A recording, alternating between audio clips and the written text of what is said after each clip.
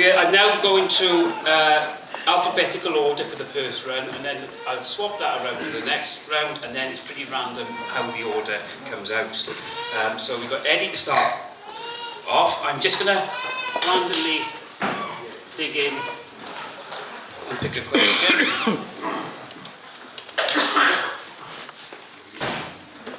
And we have a question from Alison Chaplin. Alison Chaplin here. You've got my question, you'll have to read it out. Okay. You should ask it, no? Yeah. Do you want to read it out, Alison, or just give a brief thing of what it is? I'll read it out. I can't remember which one it is.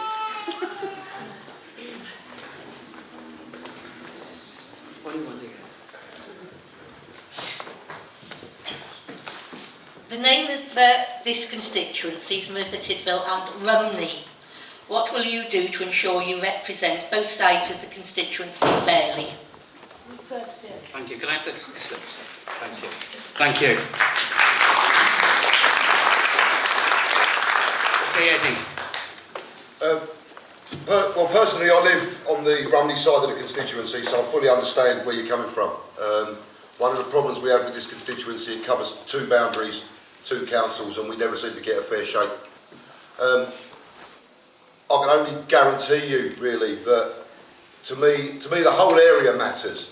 We've got the same deprivation in the Rumney Valley as we have in Merthyr.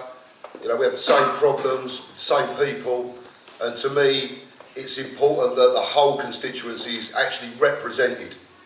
And that's the one thing I'll guarantee you, I will represent you. Thank you. Yeah. Bob.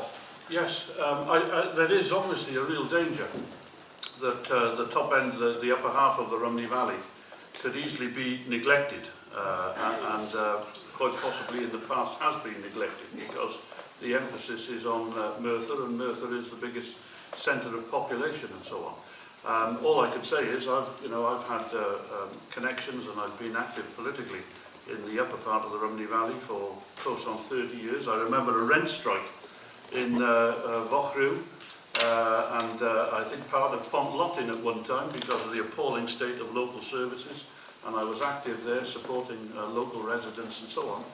All I can say is I would be a full-time MP. I'd regard it a vital part of an MP's job and always have, that they should be there supporting local people, helping them in their campaigns and being a voice for them. And again, as somebody who you might have guessed is not originally from inside this borough, I have no reason to favour any particular part of the constituency over any other. They share many common problems, but they also have their own unique traditions, and that includes very much the Rumney Valley as well as Merthyr Tydfil. Cheers, thank you. Well, we'll carry on along the table now. So. Yeah, right. Well, having come from a tiny mining village called Argwyd, which is in the Sarawi Valley, I know exactly what it is to be ignored in favour of the big, larger conurbations. I remember Neil Kinnock knocking on my mother's door when I was just 13 years of age and asking my mother for his vote, and I said no, she's going to vote for another party, because if you look around this village, we haven't got a sports ground, we haven't got any facilities whatsoever, we're totally neglected. So I have all the sympathy with those who might be in the smaller conurbations, and not just Rumney, but we've mentioned some of the other small villages, Vochru, etc. And I think that, but my priority, if I'm elected, is to bring business back to Merthyr, to give the people and the youngsters of Merthyr and Rumney, because we're all expected to commute a certain amount of time and things, to bring business back, to give our youth an actual future, which they don't have at this moment in time. Cheers, thank you.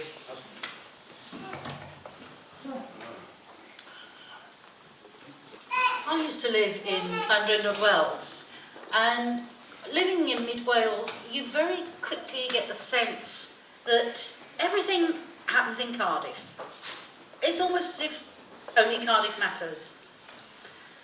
as I've become more aware of Welsh national politics, I've realised that there's a similar feeling, everything happens in London.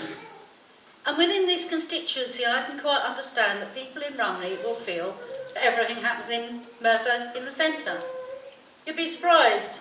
People can feel like that in places like Parris too. It's part of the Merthyr borough, but it's not part of Merthyr town. I think all the areas of the constituency matter. In my bedroom tax work, I have tried to get surgeries where I can be there for people to just call in and ask, all over the borough. And sadly, the only place where I've been able to establish that was in the Gurnos, but I did try to establish an open surgery in Rumney. I couldn't find anywhere that would give me the space for it. I don't, after all, have any funding for that sort of work. I remember too when the Facebook group for Merthyr decided to set up a political discussion group. And I was one of the people who went to the admins for that group and pointed out, you can't just call it Merthyr Political Discussion Group, it's Merthyr and Rumney. You don't just forget a whole section of the population and decide that they don't count.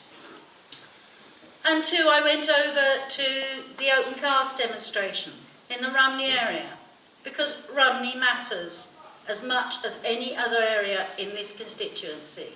And I'm not likely to forget it. Thank you. Thank you, Thank you, Chair. I think the key word here is about representing all parts of the constituency fairly. And I think what people would want from their elected representative is that they are visible and accessible.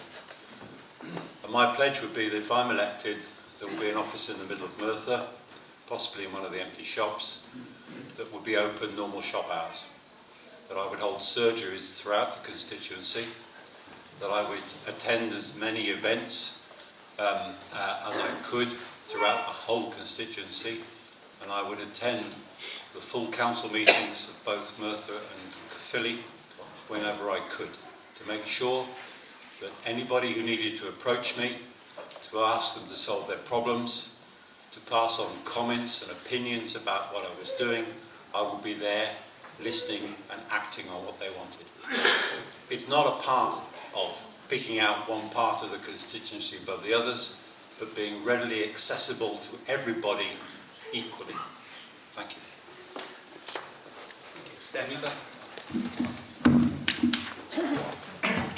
Cheers, of course. Well, I'm in the... Thank you very much. Cheers. I'm in the slightly different position everybody else, that I'm not seeking election in this constituency, but I think that it's a sentiment that is common in many constituencies, certainly in our neck of the woods. People in Ebervale and in Tredegar and Abertillery and what have you have similar needs, but they do have distinct needs as well. And of course, I think we can all expect all of your prospective candidates tonight to promise to represent everybody, and I'm sure they'll endeavour to do that if they were elected. However, I think what we need in politics isn't just an opportunity for people every 5 years to elect their local member of parliament. I think you as electors and as people who live in your communities have the right to sack your members of parliament and not have to wait until the full parliamentary term is up at the end. So, I believe in people having the power of recall, so that if people sign a petition and it reaches a significant number, then a by-election is triggered and the people can decide whether or not to sack their member of parliament. And that doesn't just then apply to whether they represent the entire constituency effectively, but it gives electors the power to keep their local politicians on their toes and making sure that they're serving all of your communities. Thank you. And Bill. Thank you. Thank you for the question. If you think Rumney's been ignored, compared to other parliamentary constituencies, I think all of Merthyr Tydfil and Rumney has been ignored over the last, many years. I think it's important that the Member of Parliament stands up for all of the seats, all of the constituency, and every voter counts. And at the end of the day, what I would say to the people in Rumney, you're a fair whack of the electorate. You can make quite a big impact on the outcome of the election on election night. So you can change the outcome if you're not happy, and that's something I would encourage you to do. Now, I spend a lot of time in Rumney, and I know there are lots of issues that are particular to Rumney, and I think that's one of the things that we just need to talk about and think about this evening is what are those issues that are different. And one of the issues that comes up quite regularly in Rumney is of course the mine. And I know there are lots of businesses there that would say actually, if they go ahead and develop the mine further, and also with the Nantllell mine development, they'd actually leave, or they would just not be able to get the business in Rumney. So those are kind of the issues that we should be talking about to address the issues in Rumney. I also will make a commitment this evening that if I am elected, I will have one surgery a month in Rumney at the very least, and more if the demand is there. And also I will be open and be spending time in that part of the constituency regularly, and open the door for anyone to come to me to raise any particular issue. Finally, I'll just say I would associate myself with the views around the power of recall. I think it's important actually that the members of the constituency can call the members of Parliament who aren't doing their job to account, and that's one other thing I would also make sure that I would support in Parliament. Thank you.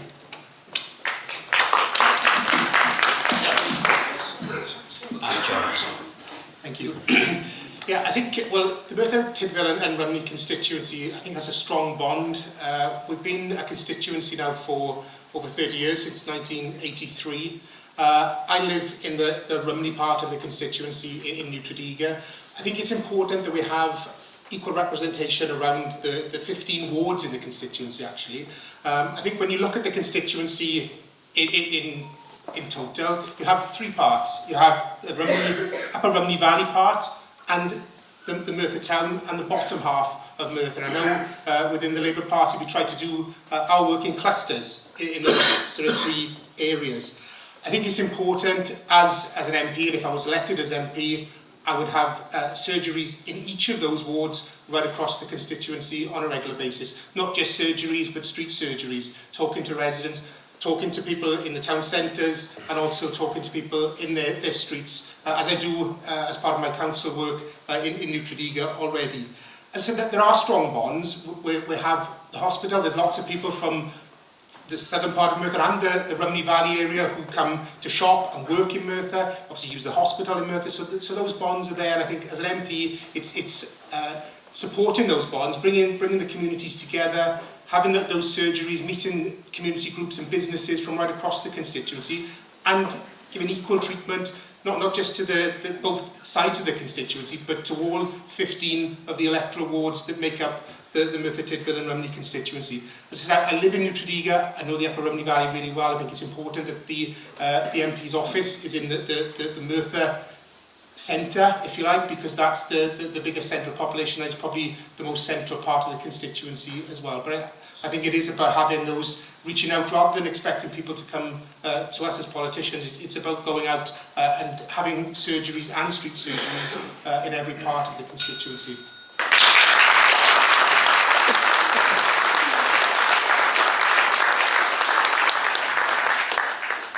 Thank you. And our next question is from Kate Faulkner. Is Kate here? Right there.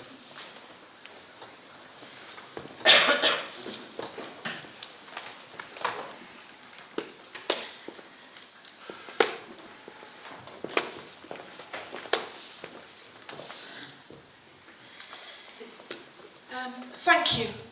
My question is, given that HMRC is in the process of closing Merthyr Tax Office, with the loss of over 100 well-paid jobs that put over £7 million annually into the Merthyr economy, and they've gone already, this pattern is being repeated up and down the country, and to be quite honest, there aren't any real experienced tax inspectors left. Well, very few of us. They're an endangered species.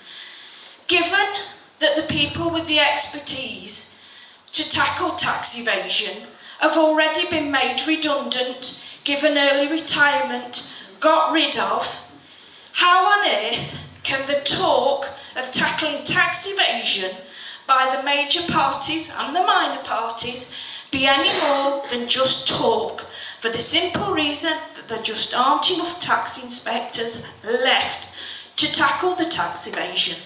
That's why they get away with it. Thank you.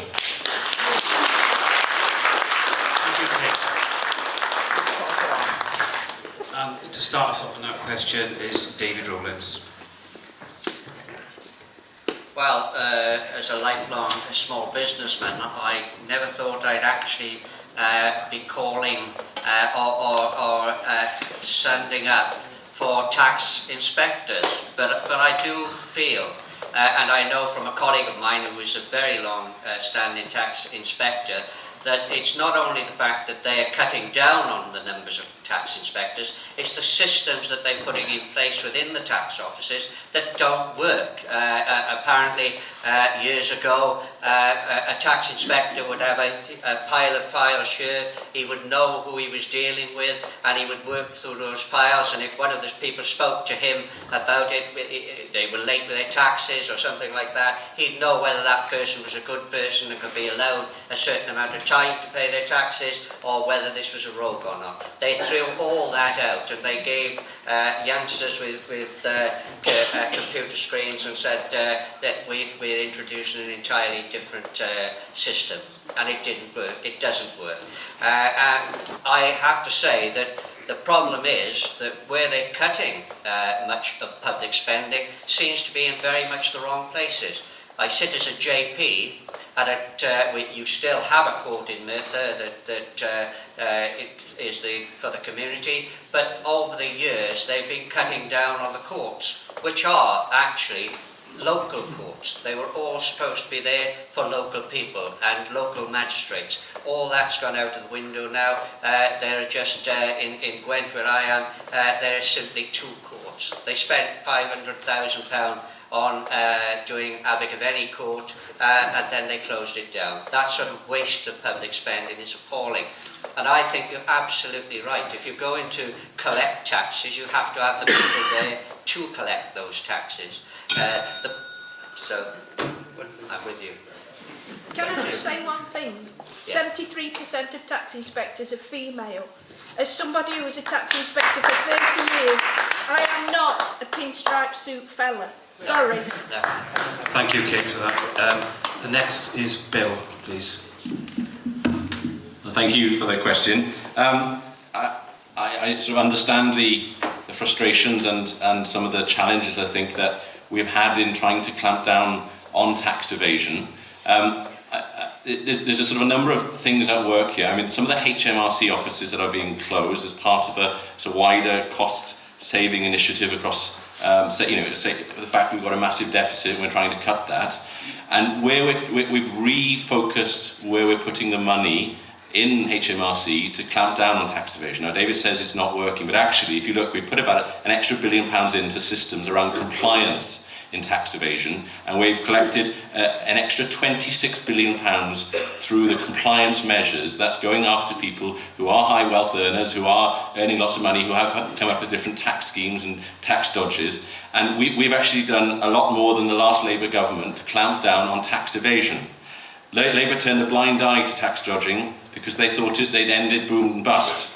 And we've done more than any other government, and we've closed the tax gap. There's still a long way to go on cutting down tax evasion, but we're making progress. And I appreciate your situation. I understand it's not a comfortable one, but the focus in trying to address the tax evasion has changed from using local tax offices to people to going after the overseas tax evasion, going after the more complicated tax rings that people have been setting up to go around and avoid tax. So I understand where you're coming from. We are trying to tackle the tax evasion. I'm as much as everyone else think it's completely wrong when people get away with tax evasion, because it's unfair when the richest. You've got people in Goldman Sachs paying less tax than their cleaners, but that is changing.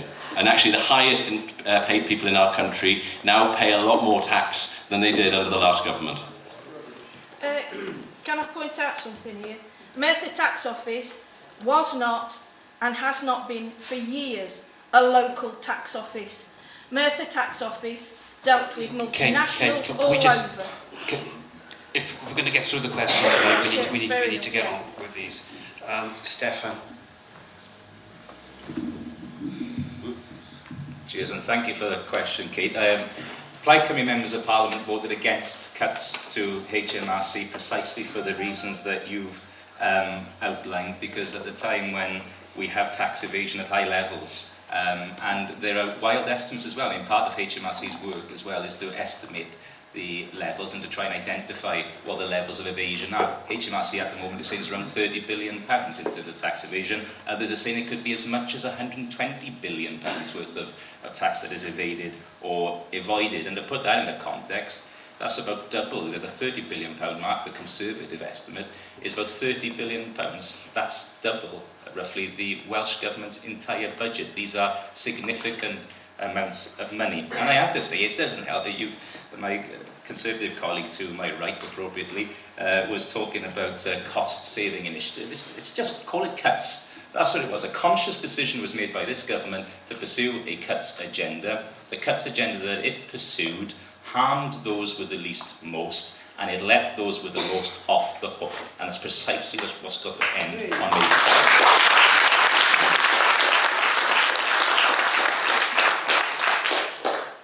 Thank you. Now to Elspeth.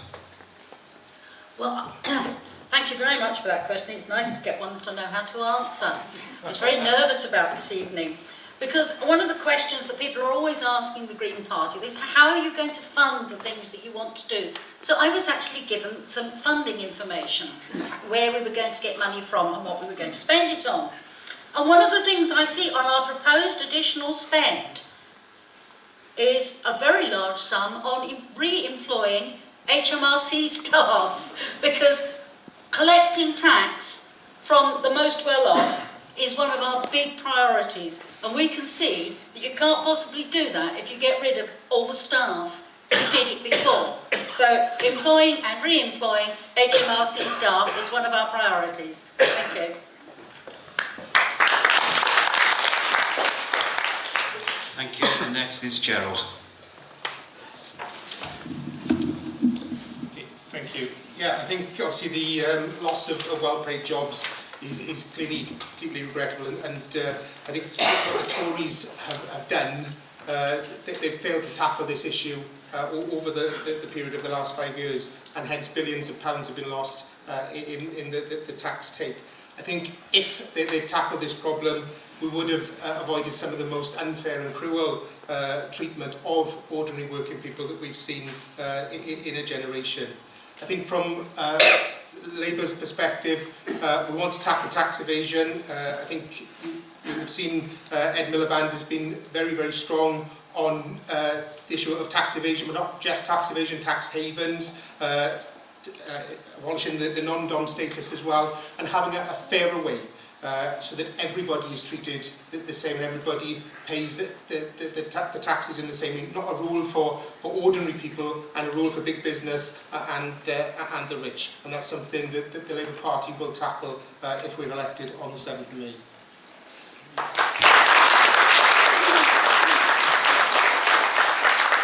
Okay, thank you. And now Robert. Yes, I'm sure I saw a pig flying overhead just now.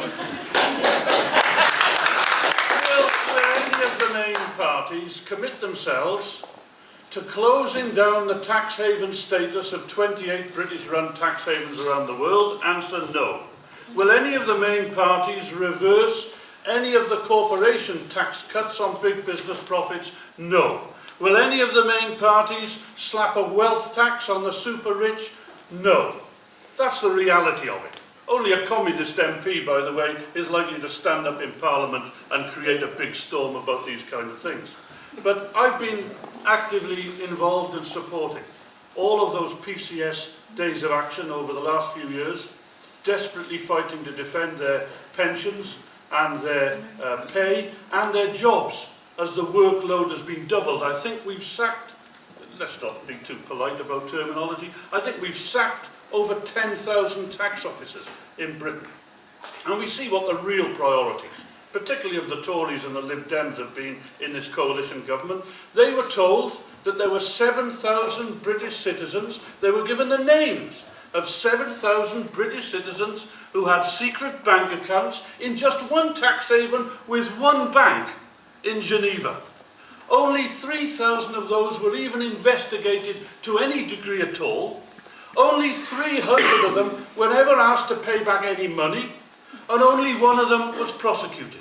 The French government given the list of French citizens who had all that wealth stashed away in Geneva, said that in their estimation, 98.5% of all the French citizens who have their money stashed in Geneva were doing so in order to evade tax. How many of those 7,000 British citizens prosecuted? 1. And they want to tell us that they're serious about tackling tax evasion. I don't believe it.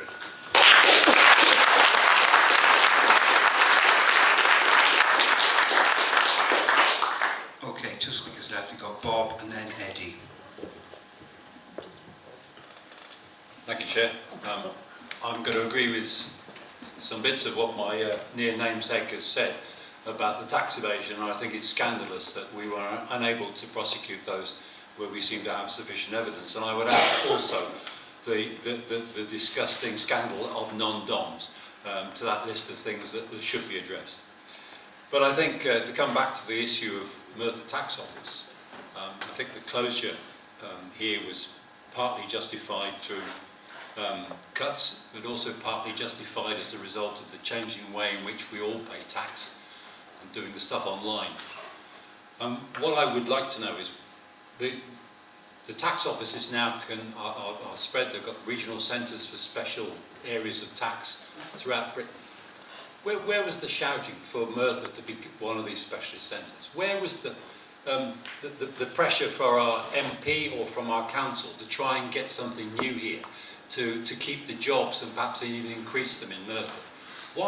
Why is it that we just sit back, our elected representatives sit back and say, oh well, that's it, it's the wretched lot in Westminster messing us about, instead of fighting for our corner? Why couldn't we do that? Why can't we make this a green and pleasant place for people to work and want to set up offices?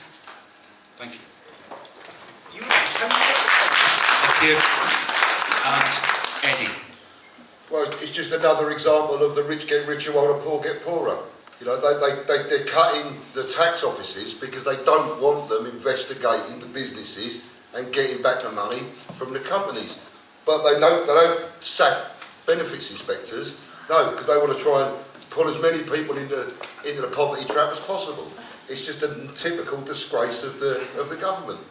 The thing is that all these people, you just try and avoid tax from our perspective, and the tax man's all over you. You'll have a letter on your doorstep in 2-3 days. When you've got millions and millions of pounds, you put it offshore, no one knows it exists, and the government just don't seem to want to bother with it. And as I say, tax offices, they close them down. If you try and phone the tax office now, I remember back, when we had area tax offices, you phoned the tax office, you phoned your area tax office, 10 minutes later your problem was solved.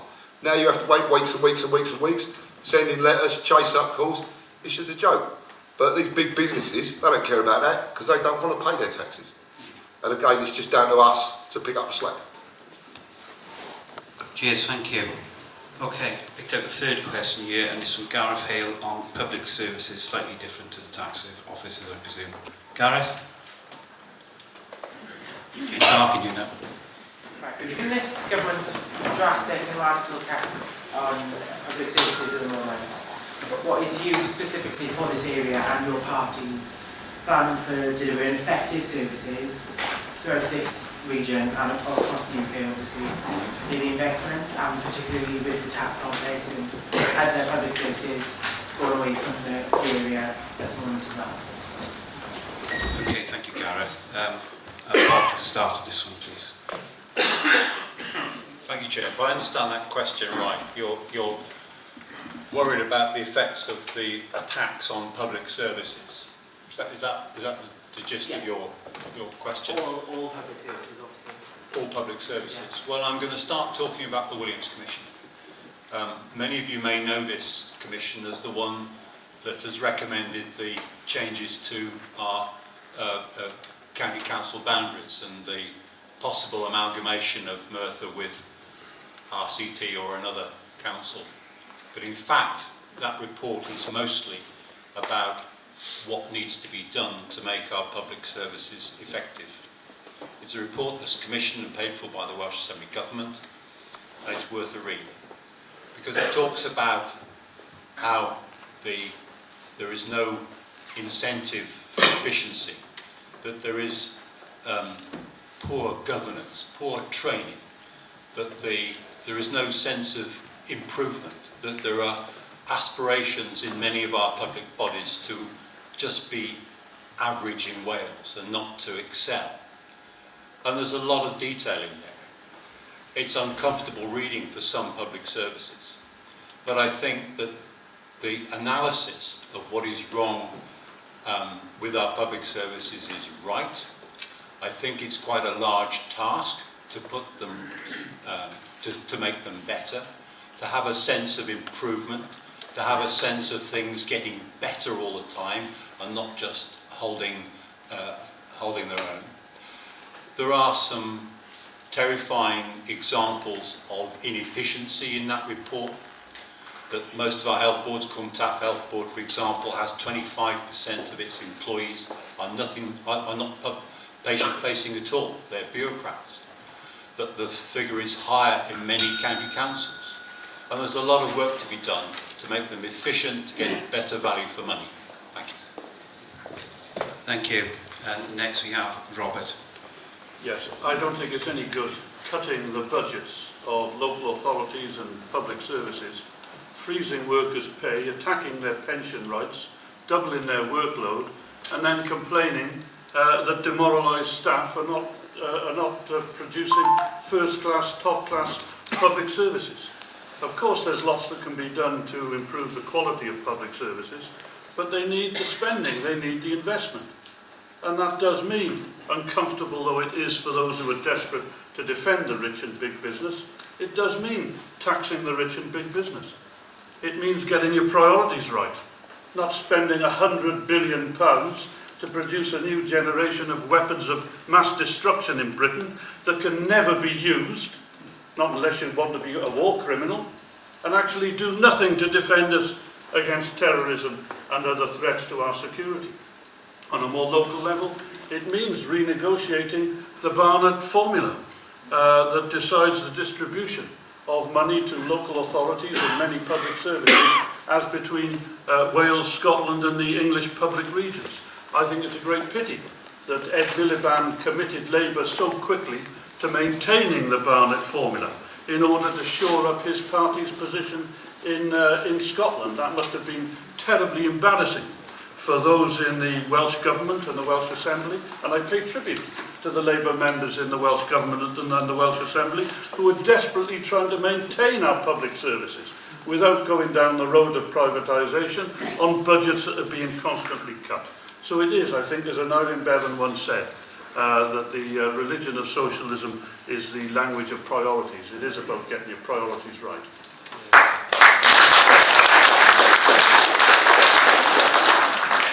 Thank you. And now we have Gerald. Thanks very much, Gareth, for that question.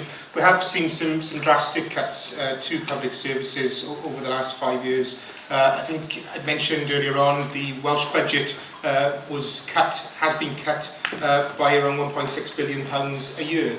That has had a knock-on effect on public services locally, our local councils. This current financial year, the cut in Caerphilly Council is £12 million a year, and in Merthyr Council it's around £5 million a year. And that has a knock-on effect on local services, whether it's youth centres, whether it's highways, a whole range of services that the council provides. And fairly, the councils are getting the blame for some of these things, but it goes back to Tory cuts, the agenda that they have been pursuing. Not just local councils, we've seen cuts in the police service, we've seen police numbers. I think in South Wales, something like 500 police officers have been lost in the last few years. What the Labour Party will do is abolish the police and crime commissioners and use that money to support frontline policing to safeguard, because if we don't, we'll lose another 1,600 police officers across Wales with the next Tory government if they're allowed to get away with it. Again, Labour have pledged, and I'm glad the issue of the Barnett formula has come up. Labour has pledged a funding floor to support to have fairer funding for Wales to support the Barnett formula. And I think what we need to address is a fairer way. I've talked in my opening statement about the fairer taxes, taxing the higher rate taxes to increase that back up to 50 pence. and also having the tax for millionaires to make sure that it is fairer and more investment can go into public services.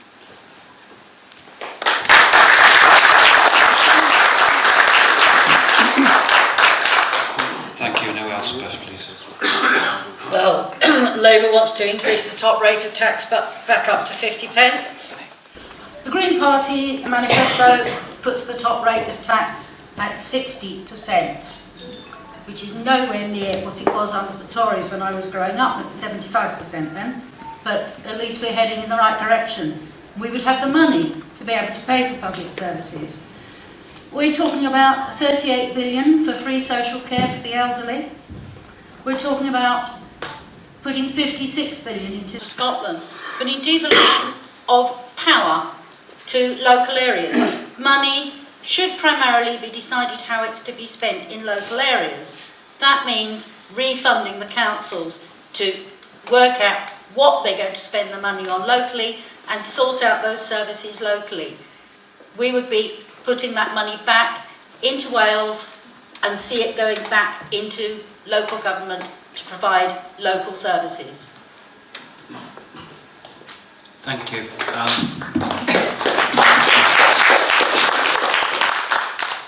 Steffan. Thank you. Look, the crux of the matter is that we can't expect world-class public services unless we're prepared to pay for them and to invest in them and to have an economic plan which allows us, and a tax regime which allows us to do precisely that. Both Labour and the Conservative parties are committed to continuing with austerity after the next general election. This financial year and the cuts expected in this financial year will continue, whether it's David Cameron or Ed Miliband as Prime Minister. And from Wales's point of view especially, I mean, this is an area, it's part of a great country with a great industrial heritage that has produced so much wealth through an industrial revolution. And yet since 1978, when this formula was devised and tried to fund the different parts of the UK, Wales has been disadvantaged every single financial year. And Plaid Cymru is the only party standing at this election that's saying that for every Welsh citizen, we should be funded to the same level as every Scottish citizen. Equality, not a penny more, but not a penny less either. That would result in Wales getting an extra £1.2 billion every year for our public services, for our economy. And you know, at a time when there are things happening in England around the National Health Service, which I think are very, very worrying indeed, privatisation through the back door, that has a knock-on effect on the way Wales is funded and the Welsh NHS is funded. It means that if they cut it in England and sell off in England, that has a knock-on effect on the money we get to spend on our NHS here in Wales. It is vital at this election we sort Wales's funding situation out if we want to keep our cherished public services in our public hands.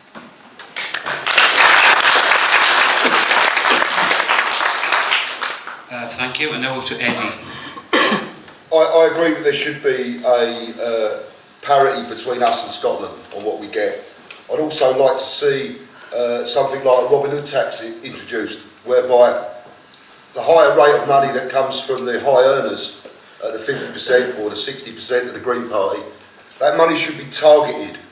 In this area we get help from Europe, but we don't get any targeted help from the British government. Why are we going cap in hand to Europe when the government should be paying us? We all pay taxes. You know, that, as far as I'm concerned, that what I'd like to see is I'd like to see the higher rate of tax, and I'd like to see that money directly go to the poorer communities, to the communities that need that money, that need that investment in their services and just investment in general.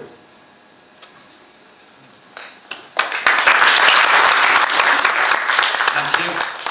And now we have David. Yes, well, I spoke earlier on about us exporting private sector jobs to the continent. Well, actually, we're also exporting public sector jobs to the continent. And I'll tell you why. In the last 3 years, under Hollande, the French government have only employed people or created jobs in the public sector. Last year, we had to give France £1 billion to pay for that public sector. The Greeks were actually paying their public sector simply for turning up to work. They were paying them a bonus. We are supporting that. We are paying money into Europe for that sort of waste. In France, the bureaucracy is appalling. In Italy, it's absolutely appalling. And you, the public sector workers in this country, who have been cut, as we've said, mostly to the bone, are actually the recipients of us giving that money to Europe. If we took the £6 billion net we're giving to Europe every single year, we could afford far better public services, and we could actually... But do we want... they talked about the Barnett formula here. In Wales, do we want a begging bowl economy? What we have to do is build up the private sector in this country. As you said, when the HMC were losing their jobs, if they could go somewhere to get a very well-paid, high-tech job in a factory, it wouldn't have mattered so much. But there's nothing out there. And that's what we have to create. We have to create a very vibrant private sector in Wales, so that we can stand on our own 2 feet, be proud of being Welsh in the world that we have, and not be looked upon as a begging bowl country. That's what I say. We have to take control of our economy. Thank you. And now Bill. Thank you for the question. You've heard a lot this evening about people saying the Tories made all these cuts, but I would remind you all that Liam Byrne, the Labour minister, left a note on the desk when the Conservatives came into office which says there is no money. I'm afraid we had to make tough decisions, and if we weren't able to make those, we would have ended up in the situation of Greece that David alludes to. So we've had to make tough decisions, and that has meant cuts to public services, but we've tried to prioritise the cuts that don't affect the front line. In Wales, as you know, the health service is devolved, and as is education. The Conservative-led administration in Westminster gave the money to Cardiff so that they didn't have to cut the Welsh NHS budget, but yet they did. They focused on social care, they did not focus on health, and that's why I've seen a 13% cut in the health budget in Wales. But you can make cuts and yet get more productivity. You look at councils across different parts of the UK, I can think of 1 or 2 in England where they've had to make very big cuts, but yet have found that actually they've still been able to deliver. They have to be more innovative, they have to work with the third sector, they have to work with charities, they have to get alongside people, and they can yet still deliver good outcomes. I know of one in just across the border where they were going to cut the libraries, but actually they found that joining with volunteers, joining with a charity group, they're able to keep the libraries open with less money from the local authority. So it's about being innovative and using the money more wisely. And finally, I just want to say on jobs, I agree that we need a stronger private sector in Wales. We can't rely on the public sector to keep employing people in Wales based on money earned out of Wales. We need more money being generated in Wales by Welsh business. Thank you. Okay, thank you. The next question, I'm looking at my watch here, so, let's get a move on. Geraint Williams, and basically the question is about experience. I'd like to expand on that, Geraint. Yeah. Right. I personally want someone with not just a parliamentary candidate, but someone who's in touch with the people.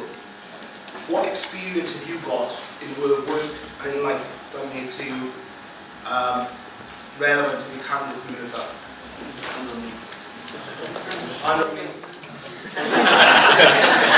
Well covered there. Bill, you're up first this time. Thank you. Well, I grew up in West Wales. I grew up on a dairy farm, milking cows, so I know what it is to wake up at 5 in the morning to be milk cows and be there until 8 o'clock at night.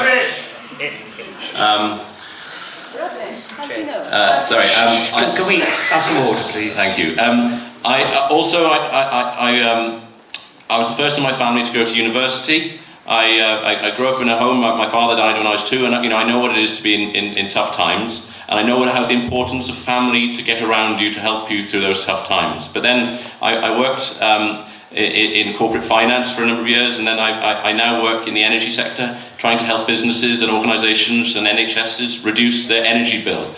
So I work quite regularly negotiating contracts in the construction industry to try and help customers reduce their energy needs by introducing things like solar, ground source heat pumps, doing biomass boilers and the likes like that, to try and help customers get ready for the changing energy needs in the future. At the end of the day, look, my experience is not one of politics. It's one of business, of as I say, growing up on a farm. It's having a family. I'm not a carbon copy politician. This is the first time I've really had any foray into politics. So at the end of the day, you either pick me because you like what I stand for and the fact I want to see change and business come here to Merthyr, and I can bring the experience that's needed to do that. Thank you.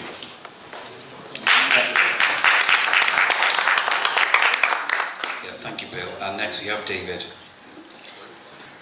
Yes, well, I was born and brought up in a house with no electricity and no running water. For 15 years I lived under those conditions. I went to a secondary modern school and not a grammar school first off. I went to the grammar school later. I learned what it was to become an apprentice, and I started my own small business when I was something like 25. I've employed people all my life, British people to the large, and it really annoys me when I hear other politicians say that foreign workers are harder working than British workers. I can assure you, I've employed probably over 100 in my lifetime. Well, no, not every single one. There were 1 or 2 exceptions to the rule, but almost all of them were good, hard-working people who turned up daily to do the job. I worked alongside them. I got my hands dirty. And I've done probably jobs that you yourself would never feel you'd want to do. But I've worked all my life. I've never been a politician until 15 years ago when I got involved in politics, because we couldn't trust the people who were in charge of us. Okay, thank you. Next we have Eddy. Well, as I said in my speech, I'm an electrician. I left school, grew up on an East London council estate. I left school, got an apprenticeship, started work as an electrician, and I'm still there. I'm a dad, I'm a granddad. I've been out of work. I've worked on 0-hour contracts. I've got a daughter that's epileptic. I've been through the rigmarole of appealing decisions made by Atos. I'll have to admit, I've led quite a varied life. I met my good wife, moved to Wales, fell in love with the place.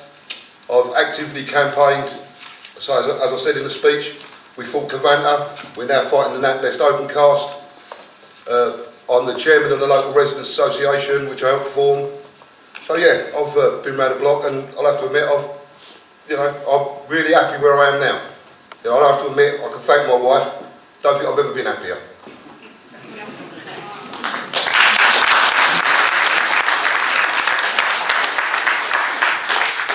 Thank you, Eddy, and now to Bob. Thank you, Chair. I've had quite an interesting career. I'll try and pick out the bits that might be relevant. My parents were teachers. I did quite well at school. I trained as an architect. A friend of mine from Aberystwyth, near Aberystwyth, and I decided we could build a little business between us. Persuaded the local council to lease us a bit of what was then derelict land where they were dumping rubbish, which was an old silver mine. And we physically built the Llywelyn silver lead mine, which continues as a tourist attraction today. From that, we were able to borrow a little bit of money from the bank and buy Aberystwyth Cliff Railway, which I owned and ran for 25 years. I built the Camera Obscura, the big observatory on the top. I also designed and built the Iron Express, a hand-powered ferry across Aberystwyth Harbour, of all the odd things to do. I got fed up that we hadn't got decent ways to advertise and market the tourist attractions, and set up my own advertising agency. We were the first agency that advertised Oakwood Leisure Park. We did a lot of other clients in Wales. I got poached by what was then the Welsh Development Agency to ask if they would be interested, if I would be interested in helping advise some businesses that were trying to do the same sort of thing. They trained me as a general business advisor. I've been working at my own businesses and as a business advisor on and off for a long time. I do a lot of volunteering, and I'm currently a director, unpaid, of the local credit union, which is another financial thing. I know my way about a balance sheet, and I hope I know how to communicate to people. Thank you.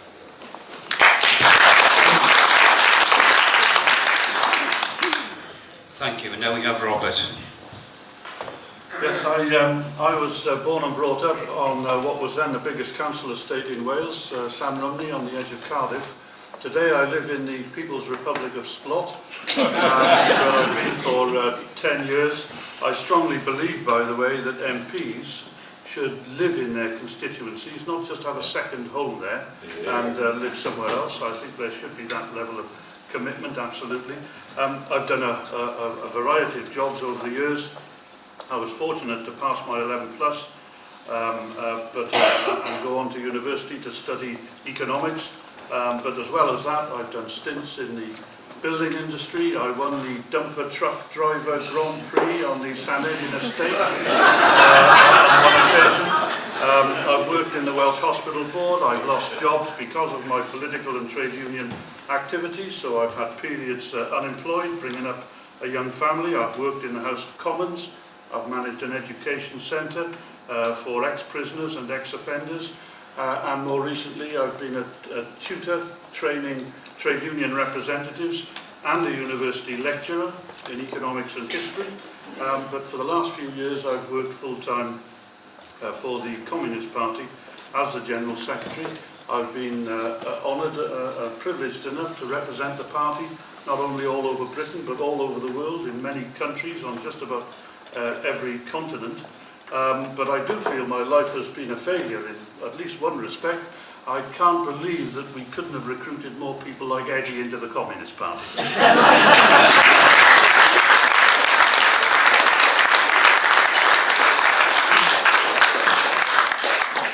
Thank you, and now we have Gerald.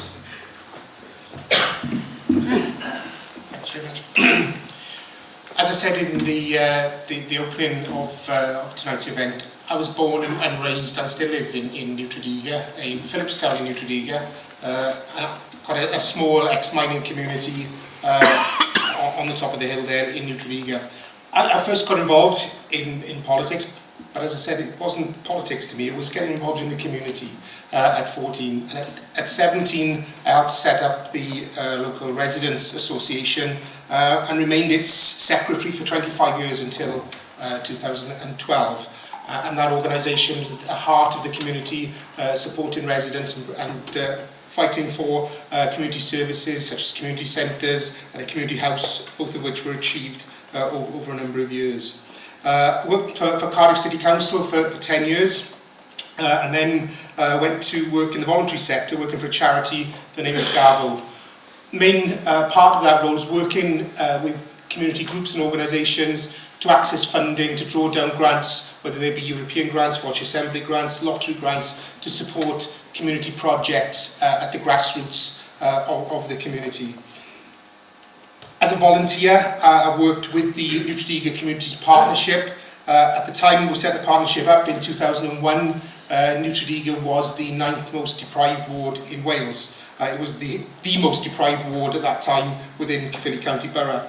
And over a period of 10 years, working with community groups, working with partner organisations, we drew down over £25 million worth of funding to regenerate the community of New Tredegar. A range of European funding, Welsh Assembly funding and voluntary sector funding. I won't take credit for that work. It was a partnership. I motivated and helped to facilitate that work, and also been a councillor for 20 years and deputy leader for the last 10. Okay, thank you.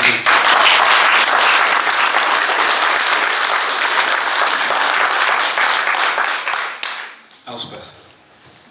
Well, I was born and grew up in London, to a nice as everybody thought, middle-class family. That's what people thought. People assumed that nice middle-class families like mine would never be abusive to their children. Unfortunately, that is a very, very poor assumption. At 16 years old, I desperately had to leave. I had to have safety. And I left, I got myself a bedsit, I got a job. It took me a long time to realise that as a woman, I was getting paid about half of what men were getting paid doing the same job. It took a long time for that to sink in. There was an assumption that women only needed pocket money.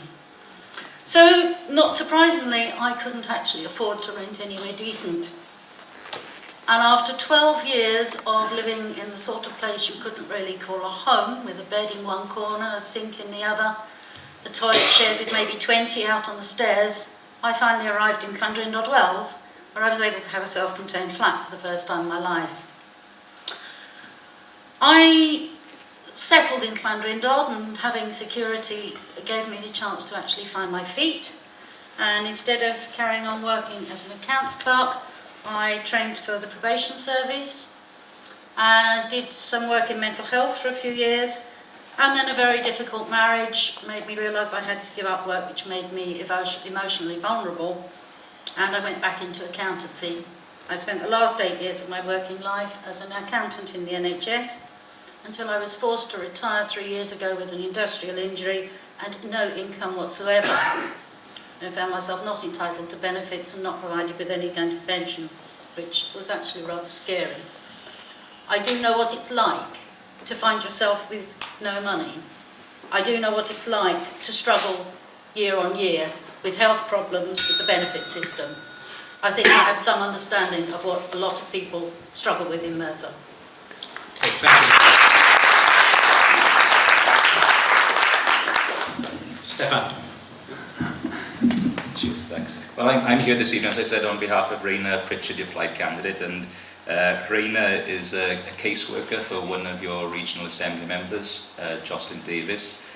So she spends her time helping people with their individual casework. Her background, though, in her career was in education.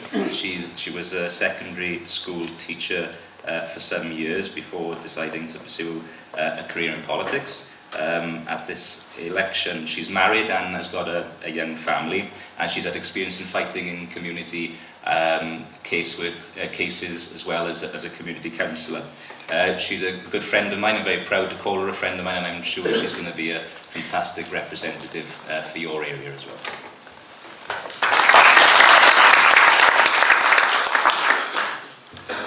Colleagues, I'm looking at my watch here now. We have to be finished for 9 o'clock. We have 7 minutes, so there wouldn't be time to take another question, unfortunately. I'd just like to thank everybody, the candidates up here for speaking. I'm sure you think it's been a good debate. I think the last personal bit has allowed the candidates to speak a bit more about their lives, which has been helpful. Thank them, really, for coming and speaking to us tonight.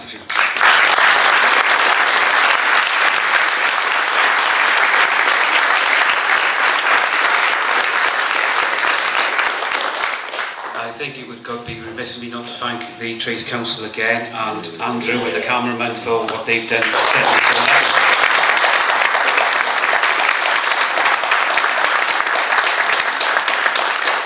And lastly, apart from having a good night and go home safely, the buckets on the way out, if you could just put your hands in your pockets with some change, we'd be eternally grateful. Thank you very much. Diolch yn fawr.